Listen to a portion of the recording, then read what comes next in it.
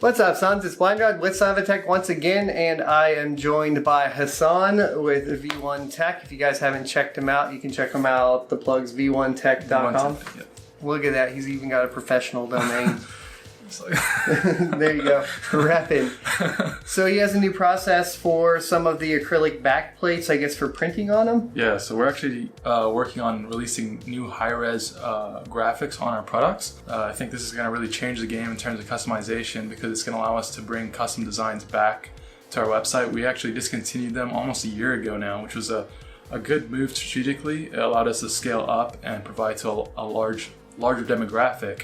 However, it's probably been the number one most requested thing ever since is, can we get our gamer tag on it or this and that? And I really, really want to say yes, but unfortunately we just couldn't because of the cost of the both the turnaround times and the cost of the products. To keep them low and fast, we just had to eliminate that. But this process is not only going to allow us to bring it back, but also it's going to be much more advanced than what it was before. So we're actually building a configurator on our website. It might be live by the time you see this, but you can actually go and upload your own graphics, customize them, and then get them directly printed onto We'll get some sweet so B-roll of that. soon. Is this a V1Tech exclusive? Did we get the world exclusive on this? Is this the world's first review of the new V1Tech custom graphics mod? Is that what it is? There was some sneak peeks or behind the scenes at CES. I did show them off to some of the influencers there, but I don't think anyone's really posted a YouTube video on it or anything like that. Just some tweets and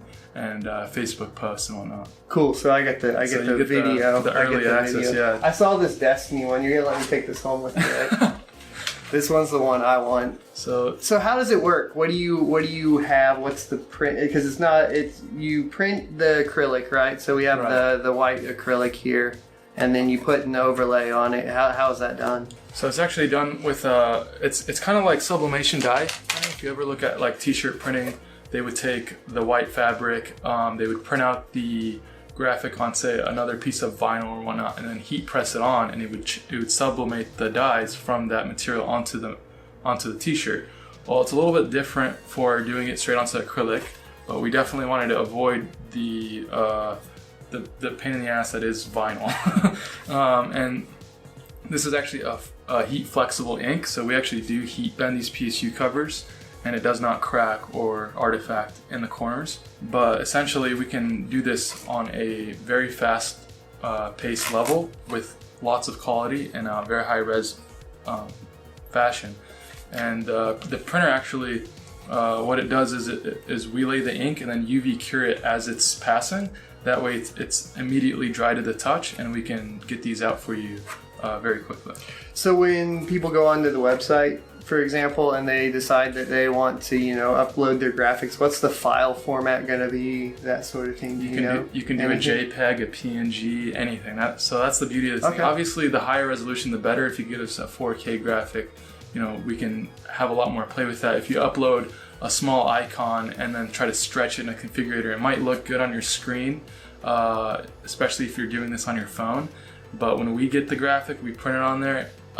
It's going to definitely look a lot more blurred. Look like Minecraft. Exactly. There you go. So if you want to do the highest level of graphic, vector format is the best, just because you can scale a vector to be the size of a building or as tiny as, however you want, and it's not going to pixelate.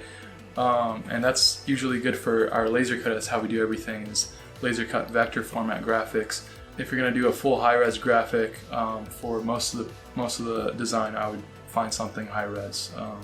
300 dpi is. So this configurator is going to be available on PSU covers, backplates, SSD covers, fan grills.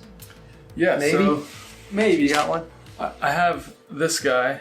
It's just a cool pattern. We could do like carbon fiber and stuff like that, whatever you want, but it's going to be hard to get maybe like a character image on there unless we do like a solid circle or something. But it can give it a really cool, colored effect, especially for abstract art and space and stuff like that. So for the fan grills, though, that solid really helps the airflow out. Yeah, you guys exactly. Should do that.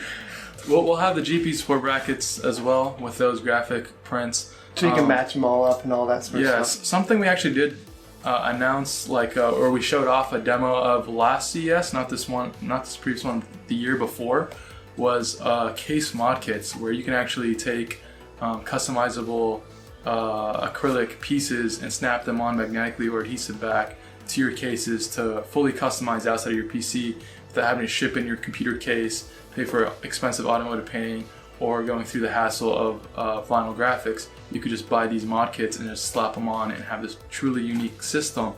The problem with that was we were using our layer technique where we're layering different materials and whatnot, and for sizes that big, it proved to be very expensive and inefficient.